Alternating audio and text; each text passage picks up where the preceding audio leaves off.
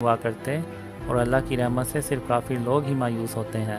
صبر کرو اور اللہ صبر کرنے والوں کا اجر ضائع نہیں کیا کرتا۔ جب اللہ تعالیٰ مجھے امید دلاتا ہے تو میں پھر سے تازہ دم ہو جاتا ہوں۔ جنوری 2014 میں ایک خواب میں اللہ نے مجھ سے کہا، قاسم میں نے تیری 20 سال تک آزمائش کی، میں دیکھنا چاہتا تھا کہ تو اللہ کی رحمت سے مایوس ہونے والوں میں سے تو نہیں ہے۔ اسی طرح 2003 میں ایک خواب میں اللہ نے مجھ سے کہا، قاسم جب تک میرے وعدوں کے پورے ہونے کا وقت نہیں آ جاتا تو سونے میں بھی ہاتھ ڈالے گا تو وہ بھی مٹی بن جائے گا، مگر جب میرے وعدوں کے پورے ہونے کا وقت آ جائے گا تو مٹی میں بھی ہاتھ ڈالے گا تو وہ میرے حکم سے سونا بن جائے گا۔ 2002 میں ایک خواب میں محمد صلی اللہ علیہ وسلم نے مجھ سے کہا، قاسم اللہ کی رحمت سے مایوس نہیں ہوا کرتے۔ قاسم ایسا ہو ہی نہیں سکتا کہ تم ہو اور انہونی باتیں نہ ہو۔ تمہارے دور میں زمین اپنے اندر سے ہر طرح کے خزانے نکالے گی، درختوں پہ پتے کم اور پھل زیادہ لگا کریں گے، اور رزق ہی رزق ہوگا، اور کوئی غریب نہیں رہے گا، اور ہر طرف امن ہوگا، عدل اور انصاف ہوگا، اور ایسا دور اس سے پہلے کسی نے نہیں دیکھا ہوگا۔ میں نے اپنے خوابوں میں اللہ کی طرف نہیں دیکھا، یعنی جیسے ہم نماز میں سر کو جھکا کے کھڑے ہوتے ہیں، میں بھی اسی طرح اپنے آپ کو اللہ کے عرش کے سامنے کھڑا پاتا ہوں، اور اللہ کو سر اٹھا کے دیکھنے کی ہمت ہی نہیں ہوتی۔ اللہ اپنے عرش پہ ہوتا ہے اور اللہ کی آواز عرش سے آتی ہے، یا پھر اللہ کا نور ہوتا ہے اور اللہ کی آواز اس نور میں سے آتی ہے، یا پھر اللہ آسمان سے مجھ سے ہم کلام ہوتا ہے۔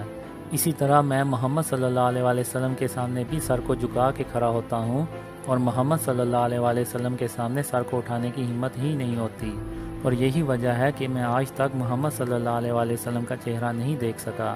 میں نے محمد صلی اللہ علیہ وسلم کا چہرہ دور سے دیکھا ہے، مگر اتنی دور سے کہ محمد صلی اللہ علیہ وسلم کے چہرے کے نقوش واضح نظر نہیں آتے۔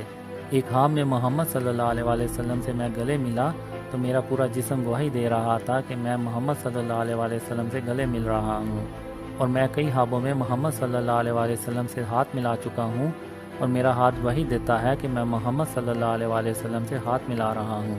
میں نے ستمبر 2015 میں پہلی بار محمد صلی اللہ علیہ وسلم کی آنکھوں میں دیکھا، اور جب میری نظر محمد صلی اللہ علیہ وسلم کی آنکھوں پہ پڑی تو میری نظریں وہیں جم گئیں، اور میں ان کے چہرے کی طرف نہ دیکھ سکا، اور مجھے ایسا لگا کہ جیسے اللہ تعالیٰ نے اپنا سارا نور محمد صلی اللہ علیہ وسلم کی آنکھوں میں بھر دیا ہو۔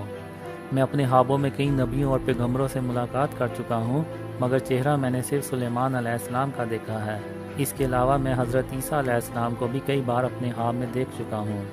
ایک خواب میں عیسیٰ علیہ السلام کو آسمان سے اترتے ہوئے دیکھتا ہوں، اور پھر یاجوج ماجوج باہر نکل آتے ہیں، اور میں کچھ لوگوں کے ساتھ عیسیٰ علیہ السلام کے پاس پہنچتا ہوں، اور پھر ہم عیسیٰ علیہ السلام کے ساتھ رہنا شروع کر دیتے ہیں۔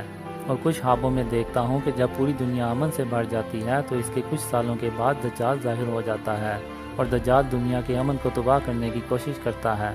1993 میں نے اپنے خوابوں کو باقاعدہ طور پہ ایک کاپی میں لکھنا شروع کر دیا۔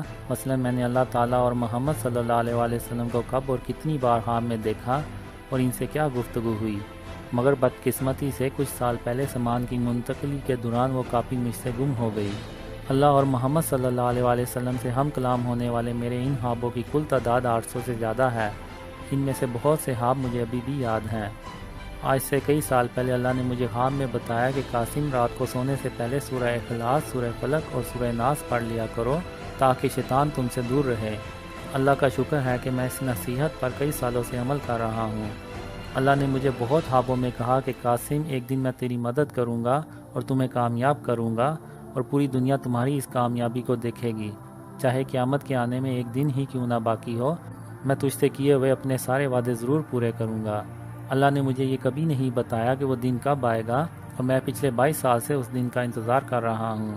یہ ایک بہت ہی لمبی داستان ہے، اور میں ابھی تک اللہ تعالیٰ اور محمد صلی اللہ علیہ وسلم کی دی گئی بشارتوں کے پورے ہونے کا انتظار کر رہا ہوں، اور پچھلے 22 سالوں سے امید لگائے بیٹھا ہوں۔ اللہ نے میرے مقدر میں کیا لکھا ہے یہ میں نہیں جانتا، وہ صرف اللہ ہی بہتر جانتا ہے۔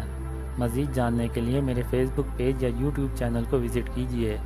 جزاکم اللہ خیر۔ السلام علیکم۔